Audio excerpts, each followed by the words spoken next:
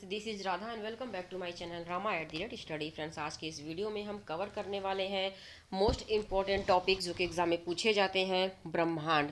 ब्रह्मांड से फ्रेंड हम आज के इस वीडियो में टॉप 100 क्वेश्चंस को डिस्कस करेंगे जो कि आपके एग्जाम के लिए काफ़ी ज़्यादा इंपॉर्टेंट है और सभी एग्जाम में इस टॉपिक से 2 से 3 क्वेश्चन जरूर से पूछे जाते हैं। तो चलिए शुरू करते हैं फर्स्ट क्वेश्चन के साथ। पहला क्वेश्चन है फ्रेंड्स, महाविस्फोट बिग बैंग थ्योरी का संबंध किससे है? तो ये जो महाविस्फोट हुआ था जिसे कि बिग बैंग थ्योरी का नाम दिया गया है, उसका संबंध ब्रह्मांड की उत्पत्ति से है। अगला क्वेश्चन है, तारों का विभिन्न रंग किसका सूचक होता है? तो जो तारों का विभिन्न रंग है वह उसके ताप का सूचक होता है। मोस्ट इंपॉर्टेंट है, एग्जाम में कई बार रिपीट किए गए हैं और ये बिग बैंग थ्योरी के बारे में कई बार एग्जाम में पूछा गया है। अगला इस इंपॉर्टेंट क्वेश्चन है, सूर्य के प्रकाश द्वारा एक वर्ष में तय की गई दूरी को क्या कहते हैं? तो सूर्य के प्रकाश द्वारा एक वर्ष में तय की गई दूरी को एक प्रकाश वर्ष कहा जाता है। सारे क्वेश्चन फ्रेंड्स बहुत ज़्यादा इंपॉर्टेंट है। आप देख रहे होंगे क्वेश्चन की क्वालिटी भी कि सारे ही क्वेश्चन आपके एग्जाम के लिए बहुत ही ज़्यादा यूजफुल होने वाले हैं। नेक्स्ट है, एक पारसेक कितने प्रकाश वर्ष होता है? तो जो एक पारसेक होता है वह 3.6 प्रकाश वर्ष होता है। नेक्स्ट है, आकार में बड़ा होने के कारण ग्रह मास्टर ऑफ गॉडेस किसे कहा जाता है? तो बृहस्पति को कहा जाता है। बृहस्पति को ग्रह मास्टर ऑफ गॉडेस कहा जाता है क्योंकि इस आकार में सबसे बड़ा होता है। नेक्स्ट है, चंद्रमा पर गुरुत्वाकर्षण का मान पृथ्वी के गुरुत्वाकर्षण का कितना होता है? तो जो चंद्रमा पर गुरुत्वाकर्षण का मान होता है वह पृथ्वी के गुरुत्वाकर्षण का 1/6 होता है, मीन्स कि 1/6 होता है। नेक्स्ट है, चंद्रमा से परावर्तित प्रकाश को पृथ्वी पर पहुंचने में कितना समय लगता है? तो चंद्रमा से परावर्तित प्रकाश को पृथ्वी पर पहुंचने में 1.3 सेकेंड का समय लगता है। मोस्ट इंपॉर्टेंट है, एग्जाम में कई बार पूछा गया है। अगला क्वेश्चन है, यूरेनस ग्रह की खोज किसने की थी? तो फ्रेंड्स, यूरेनस ग्रह की खोज विलियम हर्शेल ने की थी। किसने की थी? विलियम हर्शेल ने यूरेनस ग्रह की खोज की थी। नेक्स्ट है, सूर्य का व्यास पृथ्वी के व्यास से कितना गुना होता है? तो जो सूर्य का व्यास होता है वह पृथ्वी के व्यास से 109 गुना होता है, 109। नेक्स्ट है, पृथ्वी के सर्वाधिक निकटतम तारा कौन सा है? तो यह सूर्य है। पृथ्वी के सर्वाधिक निकटतम तारा सूर्य है। सौर मंडल का सबसे बड़ा तारा मंडल कौन सा है? तो सौर मंडल का सबसे बड़ा तारा मंडल हाइड्रा है। क्या है? हाइड्रा है। नेक्स्ट है, हमारी आकाश गंगा जिसे कि गैलेक्सी भी बोलते हैं और दुग्ध मेखला भी बोलते हैं का आकार कैसा होता है? तो जो हमारी आकाश गंगा है वह सर्पिलाकार है। किस टाइप का है? सर्पिलाकार। सर्पिलाकार, जिसे कि स्पाइरल भी बोला जाता है इंग्लिश में। यहाँ पे आपका थोड़ा मिस्टेक हो गया है। जो हमारी आकाश गंगा है जिसे जिसे कि गैलेक्सी बोलते हैं वह सर्पिला आकार में है। नेक्स्ट है, किसे आधुनिक खगोल शास्त्र का जनक कहा जाता है? तो कॉपरनिकस को आधुनिक खगोल शास्त्र का जनक कहा जाता है। नेक्स्ट है, सर्वप्रथम यह किसने कहा था कि पृथ्वी गोलाकार है? किसने कहा था सबसे पहले बार? तो ये पाइथागोरस ने कहा था कि पृथ्वी गोलाकार है। नेक्स्ट है, मंदाकिनी का सबसे चमकीले एवं ठंडे तारों का क्षेत्र कौन सा होता है? तो यह ओरियन नेबुला होता है जो कि सबसे चमकीला और ठंडा तारा होता है। नेक्स्ट है, तारों की आयु किस आधार पर ज्ञात की जाती है? तो तारों की आयु तारों द्वारा मुक्त ऊष्मा के आधार पर ज्ञात की जाती है। मुक्त ऊष्मा के आधार पर ज्ञात की जाती है। नेक्स्ट है, किस प्रक्रिया के कारण तारे स्वयं चमकते हैं? तो नाभिकीय संलयन की प्रक्रिया के कारण तारे स्वयं चमकते हैं। नेक्स्ट है, हेली धूमकेतु पृथ्वी से हर कितने वर्षों के बाद दिखाई देता है? तो ये जो हेली धूमकेतु होता है वो पृथ्वी से हर 76 वर्षों के बाद, इसके 76 वर्षों के बाद दिखाई देता है। नेक्स्ट है, पृथ्वी या किसी अन्य ग्रह की कक्षा में वैसी स्थिति जब वह सूर्य से निकटतम हो तो उसे क्या कहते हैं? तो इसे पेरीहीलियन कहा जाता है, जबकि सूर्य से वह निकट होता है। नेक्स्ट है, महाविस्फोट महाविस्फोट सिद्धांत जिसे कि बिग बैंग थ्योरी का थ्योरी भी कहा जाता है का प्रतिपादन सबसे पहले किसने किया था? तो ये इस जो सिद्धांत का प्रतिपादन सबसे पहले किया था वो है जॉर्ज लिमेटियर। ठीक है। नेक्स्ट है, सूर्य का रासायनिक संगठन क्या है? तो सूर्य का जो रासायनिक संगठन है ये है हाइड्रोजन 73% और हीलियम 25%। नेक्स्ट है, सूर्य की सतह का तापमान कितना होता है? तो सूर्य की सतह का तापमान लगभग 6000 डिग्री सेल्सियस होता है। कितना होता है? 6000 डिग्री सेल्सियस होता है सूर्य का तापमान। ये लगभग बताया गया है, ना कि एग्जैक्ट बताया गया है। सूर्य में ऊर्जा किस प्रक्रिया द्वारा उत्पन्न होती है? तो सूर्य में ऊर्जा नाभिकीय संलयन की प्रक्रिया द्वारा उत्पन्न होती है। नेक्स्ट है, पृथ्वी किन ग्रहों के बीच स्थित है? तो पृथ्वी शुक्र एवं मंगल ग्रह के बीच में स्थित है। नेक्स्ट है, सूर्य से पृथ्वी तक प्रकाश पहुंचने में कितना समय लगता है? तो सूर्य से पृथ्वी तक प्रकाश पहुंचने में 8 मिनट 16 सेकंड का समय लगता है। नेक्स्ट है, सौर मंडल में सबसे छोटे वर्ष वाला ग्रह कौन सा है? तो सौर मंडल में सबसे छोटे वर्ष वाला ग्रह बुध है। कौन सा है? बुध है। नेक्स्ट है, सौर मंडल में सर्वाधिक तापांतर वाला ग्रह कौन सा है? तो सौर मंडल में सर्वाधिक तापांतर वाला ग्रह बुध है। नेक्स्ट है, हरे रंग का दिखाई देने वाला ग्रह कौन सा है? तो जो हरे रंग का दिखाई देता है ग्रह वह अरूण है। अरूण हरे रंग का दिखाई देता है, एग्जाम में कई बार पूछे गए हैं। नेक्स्ट है, पृथ्वी के समान अवधि के दिन वाला ग्रह कौन सा है? तो पृथ्वी के समान अवधि वाला जो ग्रह है वह है मंगल। नेक्स्ट है, पृथ्वी के समान परिभ्रमण अवधि वाला ग्रह कौन सा है? तो समान परिभ्रमण अवधि वाला मंगल है। सेम क्वेश्चन हो गया है। नेक्स्ट है, सर्वाधिक तीव्र गति से परिक्रमा करने वाला ग्रह कौन सा है? तो ये बुध है। सर्वाधिक तीव्र गति से परिक्रमा करने वाला ग्रह बुध है, जो कि बहुत तीव्र गति से परिक्रमा करता है। नेक्स्ट है, वह ग्रह कौन सा है जिस पर सूर्योदय पश्चिम दिशा में होता है? तो ये जो ग्रह है वह शुक्र और अरुण है, जिस पर सूर्योदय पश्चिम दिशा में होता है। नेक्स्ट है, कृष्ण छिद्र सिद्धांत, जिसे कि ब्लैक होल थ्योरी भी कहा जाता है, को किसने प्रतिपादित किया था? तो इस थ्योरी को एस चंद्रशेखर ने प्रतिपादित किया था। नेक्स्ट है, यूरोपा किसका एक प्राकृतिक उपग्रह है? तो यूरोपा बृहस्पति का एक प्राकृतिक उपग्रह है। नेक्स्ट है, फोबोस और डिमोस किसके उपग्रह हैं? तो फोबोस और डिमोस मंगल के उपग्रह हैं। मोस्ट इंपॉर्टेंट है, कई बार एग्जाम में रिपीटेड क्वेश्चन है। नेक्स्ट है, सौर मंडल का सबसे ठंडा ग्रह कौन सा है? तो सौर मंडल का सबसे ठंडा ग्रह वरुण है, जिसे कि नेपच्यून भी बोलते हैं। सूर्य को आकाशगंगा के केंद्र की परिक्रमा करने में कितना समय लगता है? तो सूर्य को आकाशगंगा के केंद्र की परिक्रमा करने में लगभग 25 करोड़ वर्ष लगता है। कितना लगता है? 25 करोड़ वर्ष लगता है। नेक्स्ट है, सूर्य से सबसे निकट स्थित तारे प्रॉक्सिमा सेंचुरी की दूरी कितनी होती है? तो इसकी दूरी होती है 4.24 प्रकाश वर्ष। पृथ्वी पर दिन और रात किस कारण से होते हैं? तो पृथ्वी पर दिन और रात पृथ्वी के अपने कक्ष पर घूर्णन गति के कारण होते हैं। Most repeated question, sorry. Next है, आकाश में कितनी तारामंडल है? तो आकाश में 88 मीन्स की 88 तारामंडल है।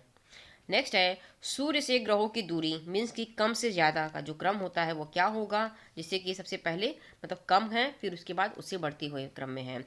तो ये जो ग्रहों की दूरी है, सबसे कम में क्या है? बुध है, फिर शुक्र है, दूरी बढ़ती जा रही है। तो सबसे पहले क्या है? बुध है, फिर शुक्र है, तीसरे नंबर पे पृथ्वी, चौथे नंबर पे मंगल, पांचवें नंबर पे बृहस्पति, छठे नंबर पे शनि, सातवें नंबर पे अरुण एंड आठवें नंबर पे वरुण। एग्जाम में कई बार पूछा जाता है, कभी कभी तीसरे या चौथे क्रम का भी पूछा जाता है, तो आपको ध्यान देना होगा। ये पूरे क्रम को आपको एग्जैक्ट राइट कर लेने हैं। आपको इसका PDF भी मिल जाएगा, आप वहाँ से अच्छे से देख सकते हैं। नेक्स्ट है, आकार की दृष्टि से ग्रहों का अवरोही क्रम मीन्स कि ज़्यादा से कम, ज़्यादा फिर उससे कम का क्या होगा? तो ये है बृहस्पति, जो कि सबसे बड़ा है, फिर उससे कम में क्या है? शनि है, फिर उससे कम में अरुण है, फिर उससे कम में वरुण है, फिर पृथ्वी है, शुक्र है, मंगल है और फिर बुध है, जो कि ज़्यादा से कम के क्रम में है। मोस्ट इम्पॉर्टेंट है ये तीनों ही क्वेश्चन 41, 42 एंड 43 बहुत ज़्यादा इंपॉर्टेंट, एग्जाम में बहुत बार ये पूछे गए हैं।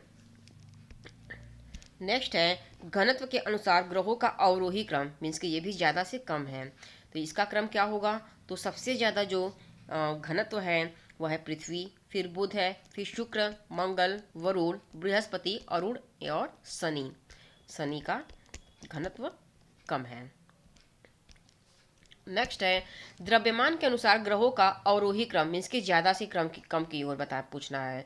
तो आपको ज़्यादा से जो ग्रहों का अवरोही क्रम है, जो द्रव्यमान है, वो है सबसे ज़्यादा बृहस्पति का है, उससे कम है शनि का, फिर उससे कम है वरुण का, फिर उससे कम है अरुण का, फिर उससे कम जो द्रव्यमान है वो पृथ्वी का है, फिर शुक्र है, मंगल है और बुध है। सबसे कम किसका द्रव्यमान है?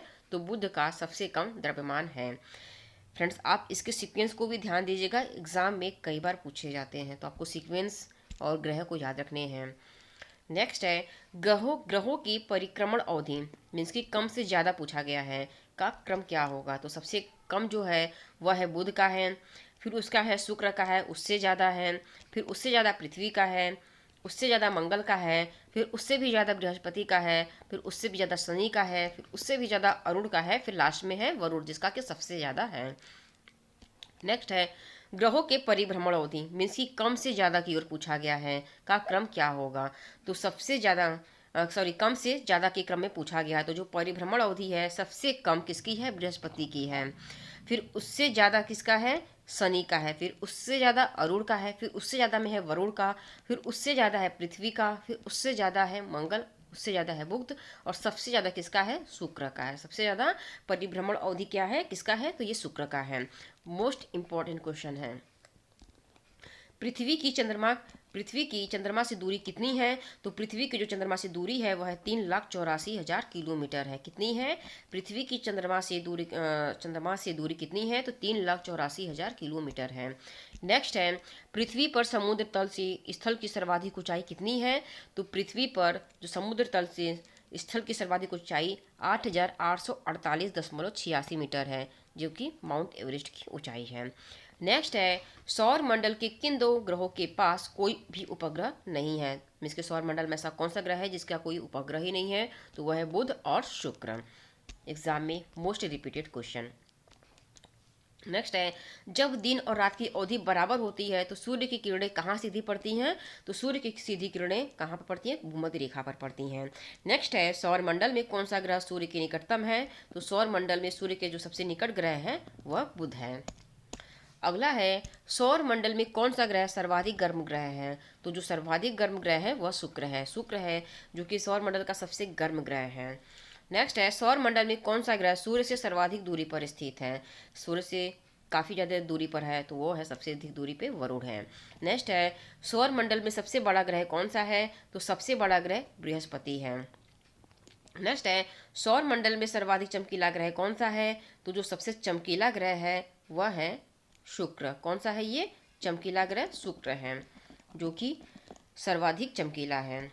नेक्स्ट है सौर मंडल में लाल ग्रह किसे कहा जाता है, या लाल ग्रह कौन सा है? तो ये मंगल है, जो कि सौर मंडल का लाल ग्रह कहलाता है। सौर मंडल में भोर का तारा किसे कहते हैं? तो सौर मंडल में भोर का तारा शुक्र को कहते हैं। सौर मंडल में पृथ्वी की जुड़वा बहन किसे कहते हैं? तो पृथ्वी की जुड़वा बहन शुक्र को कहा जाता है।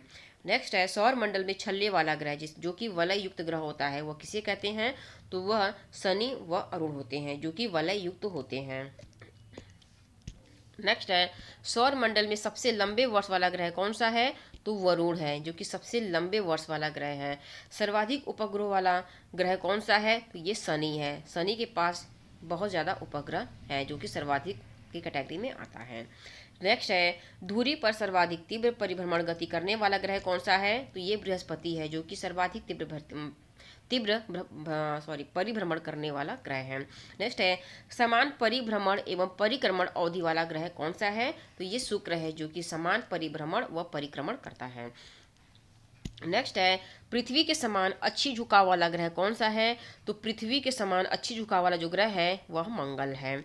नेक्स्ट है पूर्व से पश्चिम की ओर परिभ्रमण वाला ग्रह कौन सा है? तो पूर्व से पश्चिम की ओर परिभ्रमण वाला जो ग्रह है वह है शुक्र और अरुण। नेक्स्ट है उत्तर से दक्षिण की ओर परिभ्रमण वाला ग्रह कौन सा है? तो ये अरुण है। नेक्स्ट है न्यूनतम गति से परिक्रमा करने वाला ग्रह कौन सा है? तो ये वरुण है, जो कि न्यूनतम गति से बहुत ही स्लो गति से परिक्रमा करता है।